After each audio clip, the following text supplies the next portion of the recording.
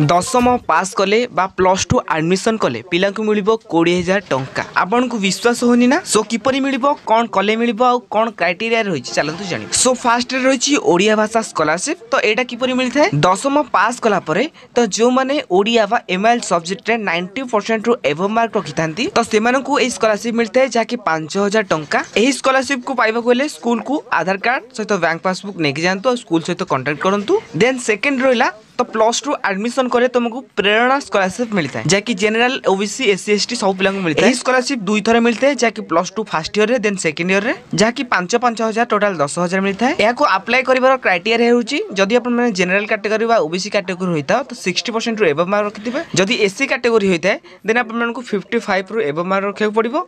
Then जदि ST category belong करथांती तो 50% रु एबव मार्क रखियो पड़िबो। ताहाल जे अपन माने एथरे आवेदन करि परिबे। देन रहिला मुख्यमंत्री ओडिया भाषा वृत्ति जोंत्रे कि 7,500 टंका मिलता है। स्कॉलरशिप टोटल 35 जन को मिलिबो जहाकी प्रति ब्लॉक महानगर निगम पौरपालिका विज्ञापित अंचल परिषद जहाकी जदि मैट्रिक पास परे से माने एमआईएल सब्जेक्ट रे हाईएस्ट मार्क रखिथिबे तो सेही मानको स्कॉलरशिप दिया जिवो।